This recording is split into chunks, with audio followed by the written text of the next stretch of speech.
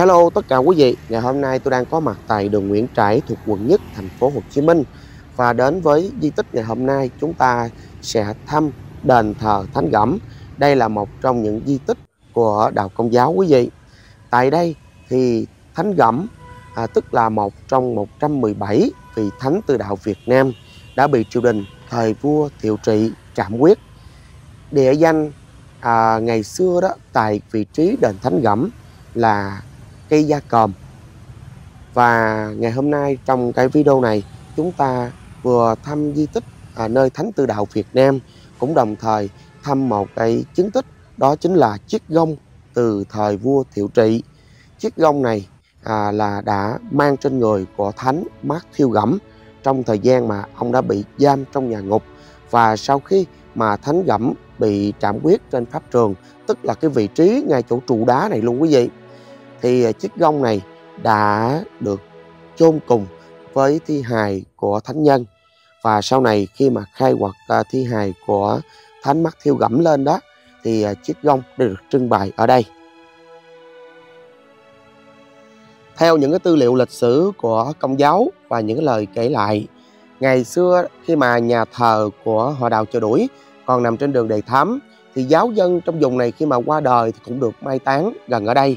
Trong giai đoạn này thì nhà Chung đã xây dựng một cái bia bằng đá granite xanh ngay trên cái cọc trói thấm máu của vị thánh tử đạo. Và phía sau bia đá granite màu xanh này chính là một ngôi nhà mồ của dòng họ Thánh Gẩm. Và ngôi nhà mồ này, theo nhiều người cứu cựu trong giáo xứ cho biết đã được xây dựng từ rất lâu rồi. Trải qua một thời gian thì khoảng đầu thập niên 1940, ngôi nhà mồ này mới được xây dựng trở lại. Như vậy thì nằm giữa lòng Sài Gòn lại có một khu mộ cổ, nơi mà đất thánh thuộc dòng họ của thánh Matthew Lê Văn Gẩm. Và ngày trước đó thì ở giữa chánh điện của ngôi nhà mồ này thì có đặt một cái bức tượng thiên thần Michael thổi lo. Và sau này thì đã được tháo dỡ. Và ở dưới mặt đất, ở giữa chánh điện chính là mộ phần của ông Paulo Lê Văn Bằng và vợ là Anna Nguyễn Thị Phấn. Thì ông Paulo Lê Văn Bằng, tức là em trai ruột của thánh Matthew Lê Văn Gẩm, ngày xưa hay còn gọi là ông Đội Bằng. Và đến khoảng năm 1960 thì ông Leo Lê Văn Rộng, ông Lê Văn Rộng tức là cháu đích tôn của ông Paulo Lê Văn Bằng. Bởi vì thánh Matthew Lê Văn Gẩm không còn con để kế thừa. Hai người con là bị mất vì bệnh, còn hai người cũng bị mất vì đức tin. Cho nên là ông Lê Văn Rộng được xem là cháu đích tôn của thánh Matthew Lê Văn Gẩm, là người có nhiệm vụ là coi sóc nhà mồ của dòng họ. Và vào cái thời mà của ông Lê Văn Rộng đó, thì ông đã xin phép tòa giám mục thông qua cha sở là Carol Nhân để cải biến cái khu nhà mồ này thành là đền kỷ niệm Á Thánh Matthew Lê Văn Gẩm tử đạo. Bởi vì lúc này đó, thánh Matthew Lê Văn Gẩm chỉ được là phong là Á Thánh, tức là lên bậc chân phước đúng quý vị, và chưa lên bậc hiển thánh. Phải đến năm 1988, và cụ thể là vào ngày 19 tháng 6 đó, năm 1988, Đức Gioan Paulo II đã suy tôn ngài lên bậc hiển thánh. Và ngày nay ngôi đền thờ này với tên gọi đầy đủ là đền kỷ niệm Thánh Gẩm tử đạo. Như vậy là thời điểm mà ông Paulo Lê Văn Bằng này qua đời đó, thì ông đã được mai táng gần với cái vị trí ngày xưa mà anh trai của mình đã bị triều đình trảm quyết, tức là cách cái vị trí cột đá granite xanh ngoài sân chỉ có vài bước chân thôi. Và cũng theo tài liệu tại đền Thánh Gẩm có ghi chép lại, đó là sau khi mà thánh Matthew Lê Văn Gẩm bị triều đình trảm quyết, thì em trai của ông, tức là ông Đội Bằng, tức là ông Paulo Lê Văn Bằng, người đang nằm dưới mộ đây buộc phải cải danh sang cái tên mới là Nguyễn Văn Hữu để tránh bị tru di. Và cũng theo một tài liệu khác, khi mà đọc các cái tin mừng về hành của các thánh tử đạo đó, thì có một cái chi tiết ghi lại như thế này. Đó là khoảng 3 giờ chiều ngày 11 tháng 5 năm 1847, quan quân triều đình ở địa phương đã áp giải là Matthew Lê Văn Gẩm và trói tại cái vị trí cột đá xanh granite mà chúng ta thấy trong khuôn viên đền thờ này. Và Trong cái buổi lễ hành quyết này đó thì có đầy đủ những người em của Thánh Matthew Lê Văn Gẩm, thì gồm có là ông Thomas Lê Văn Trọng, Paulo Bằng tức là ông Lê Văn Bằng, và anh Tôn Hữu, Phêrô Tình và Anne Lê Thị Nguyện. Và cũng chính ông Đội Bằng cũng là người đã tặng cho đao phủ ở trên pháp trường 3 quan tiền để cho tay đao phủ này chém thật gọn, để giúp cho anh của mình đỡ phải đau đớn. Thế nhưng khi mà nhìn thấy được thái độ tiếc thương của những người tham dự trong cái pháp trường đó, thì tay đao phủ này đã nhát tay và không giữ được bình tĩnh, và phải chém đến nhát thứ 3 thì vị thánh tử đạo mới thật sự là qua đời. Và cũng vào thời khắc đó thì ông Paulo Lê Văn Bằng cũng đã được nhà Chung chuẩn bị trước, đó là một áo trắng và một áo thụng màu xanh, đã cùng với anh Tô Ma Trọng và em gái là anh Lê Nguyện cùng một số bổn đạo đã đem xác của Matthew Lê Văn Gẩm về chợ quán, sau đó là khâu lại phần đầu, mặc áo thụng xanh và đầu bịch khăn xanh và chôn tại cái khu mặt cật. Và khi đó đó là để nhận biết cái phần mộ để sau này tránh bị thất lạc, thì mộ của Matthew Lê Văn Gẩm được chôn cạnh một cái ngôi mả đá vôi lớn để dễ tìm kiếm sau này. Còn chiếc áo trắng mà thấm máu của thánh nhân á, thì được các em đem về cho người mà để làm chứng tích. Và cũng tại trong vị trí nhà mồ này, ngày nay có trưng bày một hiện vật có liên quan đến thánh Gẩm, đó là chiếc gông cùm đã mang trên người của ông trong lúc là ông đã bị bắt giam trong ngục thất. Quý vị thấy đó, trong tủ kính đây là một chiếc gông ha. Chiếc gông này được làm bằng gỗ mù u rất tốt. Nếu mà ai ở đồng bằng sông Cửu Long thì cũng biết rằng cây mù u á, mọc theo các cái bờ sông nước, và cái bông mù u thì màu trắng cũng rất là thơm, trái mù u thì tròn. Cây mù u thì nó rất là thông dụng ở đồng bằng sông Cửu Long, và cái chất lượng gỗ mù u thì khỏi phải chê quý vị, người ta dùng làm cán cuốc, cán xẻng, cán dao. Và quý vị thấy đó, chiếc gông cùm đã gông cây một vị thánh tử đạo Việt Nam kể từ năm 1847 và được chôn dưới đất và được khai quật lên, và ngày nay quý vị thấy nó vẫn còn nguyên như thế này. Và chiếc gông này dài là 2 mét, đường kính là khoảng 10 cm, và đặc biệt đó nha là còn nguyên 2 thanh sắt để trói 2 tay ở 2 đầu gông, và 2 thanh thép dùng để kẹp đầu ở giữa. Và theo tài liệu tại đền thánh có để lại là thánh nhân đã mang cái gông này trong suốt 11 tháng trong ngục thất, và cho đến khi mà ra pháp trường. Đến năm 1870, Đức cha Columbus lập thủ tục tra vấn theo giáo luật, hài cốt và chiếc gông lại đưa về cất giữ tại Chủng viện Sài Gòn, và ngày nay thì chiếc gông đã được đưa sang đền của thánh Gẩm để trưng bày. Bây giờ chúng ta sẽ quay ra vị trí ngay chỗ cái bia đá granite màu xanh ngoài kia. Ở bên trên đó là có một cái khung là khắc chữ Latin đó quý vị. Cái chữ Latin thì tôi không đọc được nha, vẫn đọc được cái chữ là Lê Văn Gẩm là năm 1847. Còn phần dưới là một cái khung được khắc bằng chữ Hán, và cái khung này được dịch lại như thế này: Đinh Mùi Niên, Ích Gia Tô Thiên Chúa, Thánh Giáo Chi Đạo, Án Hành Trảm Quyết Chi, Mã Thiêu Lê Văn Gẩm, Kim Sắc Tặng Phong, Nghi Kính Giả Chi Vi, Vị Trí Mệnh Kháng Thử.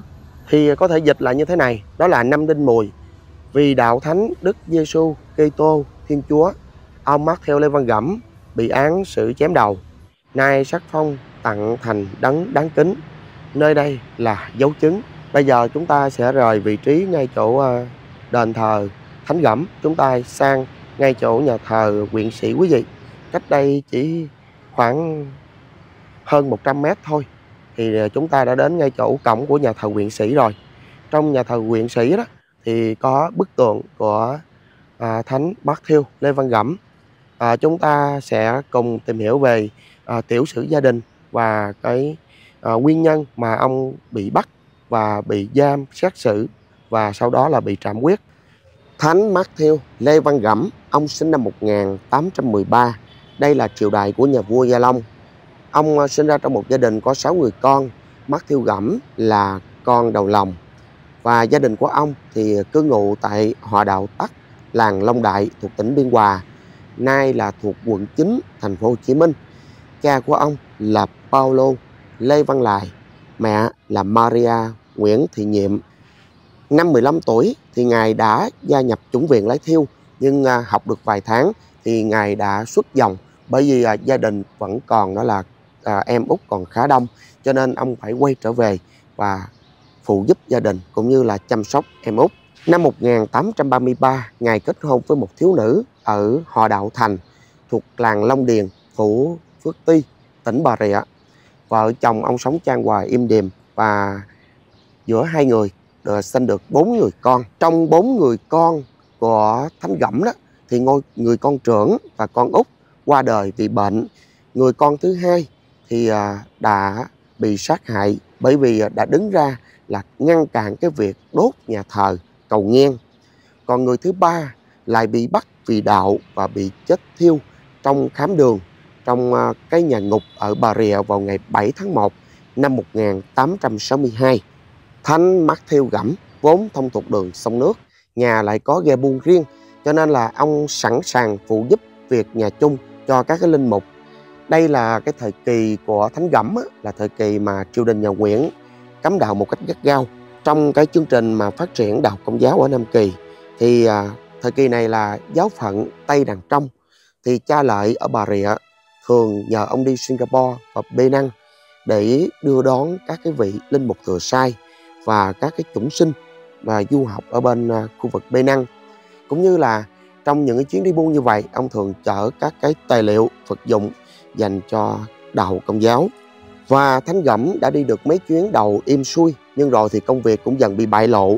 Năm 1846, vì nhu cầu của giáo phận, ông nhận lời của cha Lợi sang Singapore để đón đức cha Đa Minh Lê Phe Nghĩa và cha Doulos Lộ và 3 chủng sinh về Sài Gòn.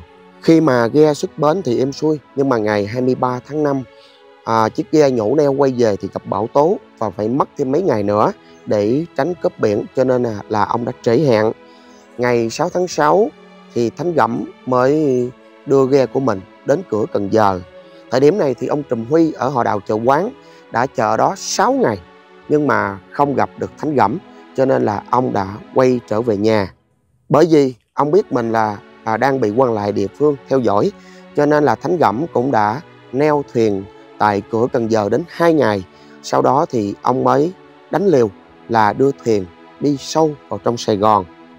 Sau khi mà thoát qua được một cái đồn canh đó, thì Lái Gẩm đã bị một cái nhóm tuần tiễu trên cửa sông ở khu vực Cần Giờ phát hiện.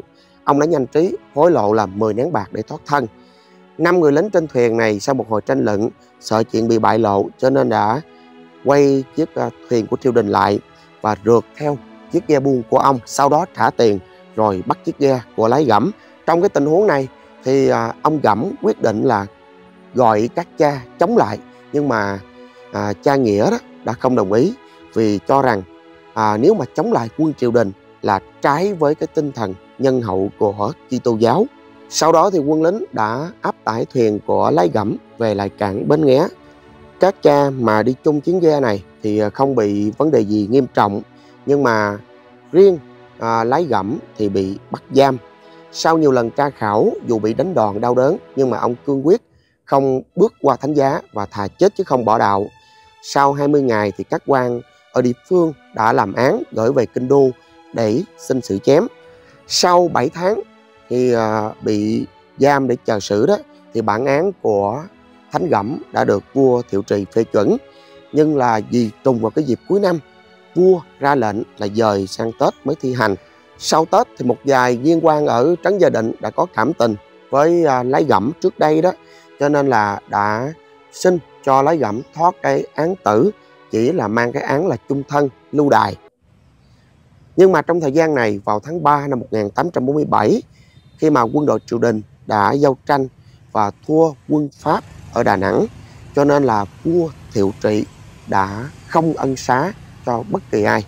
Ngày 11 tháng 5 năm 1847, Lái Gẫm đã được quân lính triều đình áp giải đến pháp trường Gia Còm. Đây là một cái địa danh mang tên của lấy tên của một gốc cây đa gốc nằm cằn cõi, nay là xứ Chợ Đuổi, và thời của Thánh Gẫm là thuộc xứ Chợ Quán. Và tại pháp trường này thì có rất đông các cái vị tín hữu và lương dân. Ngày 27 tháng 5 năm 1900, Đức Giáo hoàng Leo 13 đã suy tôn ông Matthew Lê Văn Gẫm lên bậc chân phước. Và đến ngày 19 tháng 6 năm 1988, Đức John Paulo II đã suy tôn Ngài lên bậc hiển thánh.